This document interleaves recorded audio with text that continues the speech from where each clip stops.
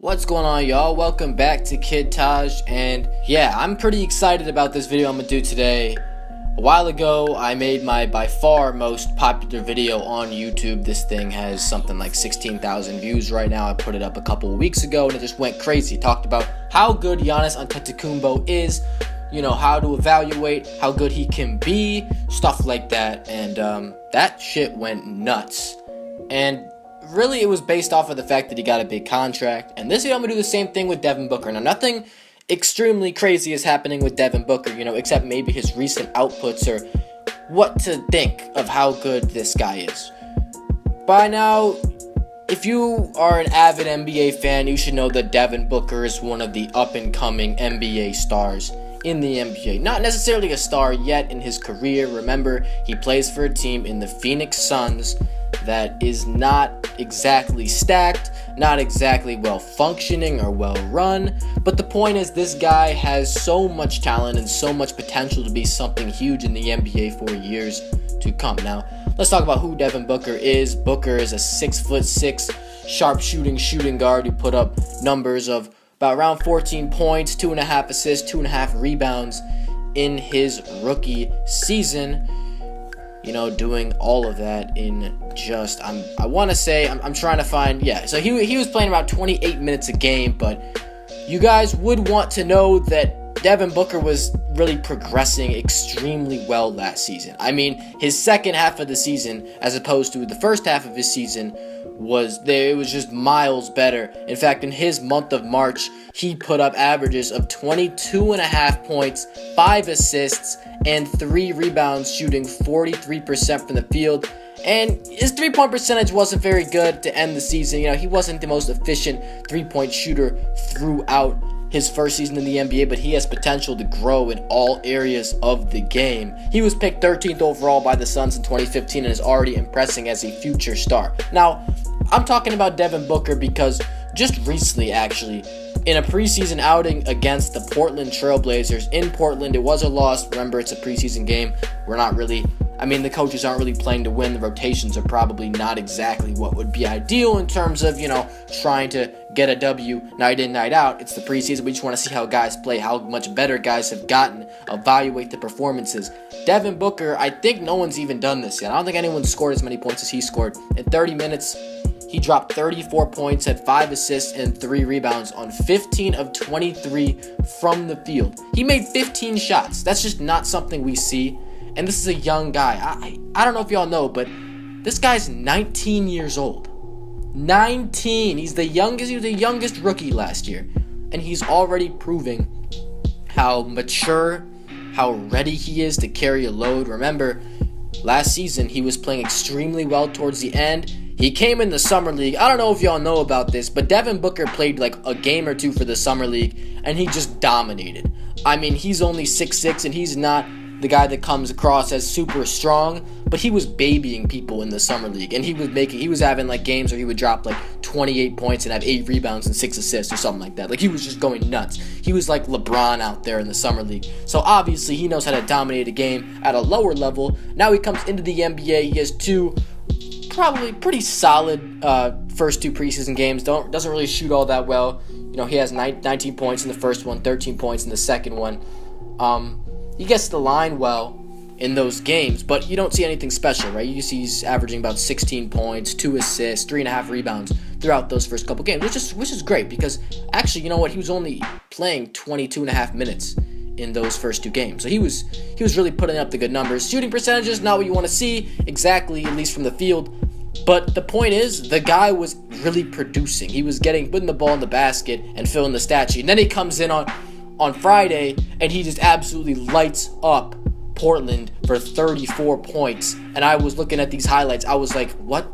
He was just shooting he just pull up for a shot and hit it. That easy. He made everything look easy. You take contested shots, open shots. Mid-range game looks great. Even if his 3-point shot isn't falling as well as he would want it to. What really impresses me about this guy, because we knew that he's a sharpshooter. We know that this guy has a wetter, and if he can be consistent, he can shoot a really good percentage. What's the most impressive thing is that he's finding ways to produce. He's finding ways to really convert opportunities and help his team win, put up great numbers, and his shot isn't even falling from deep. Imagine what it's going to be like if this guy's a 40% three-point shooter. Imagine how much that will open up his game, how many points he could score then, how much he can do all across the floor. It's going to be very interesting to watch this guy. Also, I want to say something else.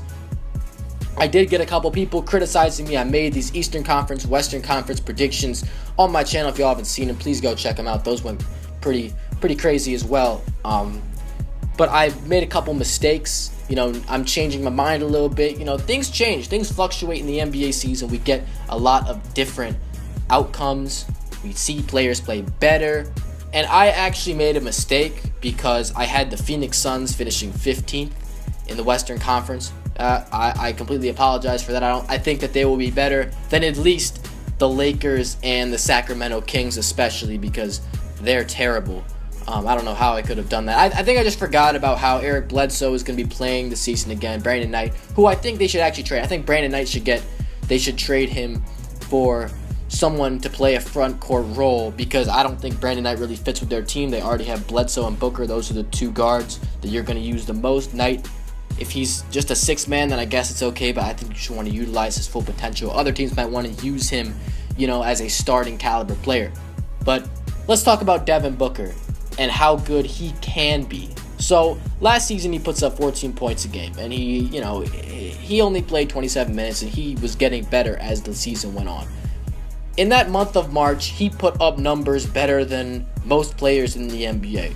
Those numbers that he put up in the month of March, those are elite shooting guard numbers, elite player numbers. Anyone that can put up 22.5 points and 5 assists a game is someone that you really need to game plan for, and that really can hurt your team, if you're going up against them. Devin Booker now, if he builds on that, this could be a guy that averages over 25 points a game in the future. That's just 1 month of his career. Obviously not a large sample size. I think he played 12 or 13 games maybe or something like that in that month. But the fact of it is, Devin Booker has the potential to be better and better. The more that he grows, the more that he plays, he's just better. Coming out now in the preseason, he's showing out. I know it's preseason, but we use the preseason to evaluate how great players are. Devin Booker is surpassing all expectations, and I'm just curious of how dominant of a two guard he's going to be come his 2016-17 or 2017-18, or sorry, this year's 2016-17, come 2017-18, 2018-19, something like that. Now let's talk about the comparisons for what people think Devin Booker could be like. Devin Booker drew a lot of comparisons to Klay Thompson in college, at least, but I'm starting to see them be a little less and less alike. Devin Booker and Klay Thompson both can defend pretty well. That's something that I notice.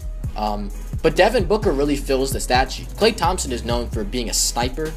He can create some offense off the dribble as well, but mostly he's 3-and-D. Klay Thompson is the best 3-and-D player in the NBA. Him and Paul George. But Paul George is more like, he's more than a 3-and-D. He does a lot more than just shoot threes and D up. Klay Thompson can dominate a game by just shooting threes and D'ing up. That's not something you see from a lot of people. Paul George can do it.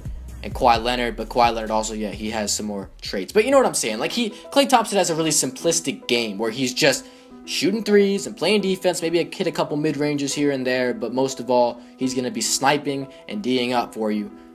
Devin Booker, I don't really see him being that type of player. I know he can score the ball, but shoot the ball, but I see Devin Booker being a really all-around scorer. Because if you see what he's doing, that month of March where he averaged 22 points, he was only shooting 28% from the three-point line.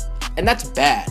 You don't want to be shooting 28. And obviously he's a rookie, so you can cut up some slack. 28, if he's doing well in other facets of the game, then it's all good, because he was dropping 22.5 and his field goal percentage was good, meaning he was getting into the paint and scoring, hitting mid-range shots, But Devin Booker, if he can do that, he's definitely going to be destined to be an offensive force, not just behind the three-point line, but also getting inside and finishing shots. If he's already doing stuff like that, I just can't wait to see what he does, because he's only 19 years old. When he's 24, imagine what he could be doing in this league. He could be putting up 27, 28 points a game. That's a pretty high ceiling, and I don't know if that's even his ceiling, because he could be amazing in this league. He could be one of the greatest shooting guards of all time. Now, I said he may be. You know, he might just be decent. Hopefully he can get something better out of it. But I think he's going to be a star in this league. I really do. I think he's going to be a top 10 player, you know, maybe in 2020, 2022, something like that. He's going to be incredible. And I can't wait to watch this guy. But also, the all-aroundness of his game, you know, compared to in college at Kentucky, he played a specific role, because that people compared him to Klay Thompson because he was a shooter and a defender more than anything else, because he was playing a role. But now on the Suns, he has the freedom to be his complete self, to run an offense, to do it all, and that's why I think Devin Booker is a bona fide superstar in the future. That's going to be all. I hope y'all enjoyed this one. If y'all want me to elaborate more on this, y'all think I missed something, y'all want another player I could do a video of like this, go ahead, give me all of these suggestions, please. I need them. I want to see what y'all want to see so I can make a video on it. But that's going to be all. So please like, comment a suggestion down below, and subscribe. I'm out. Thanks for watching, y'all. Peace.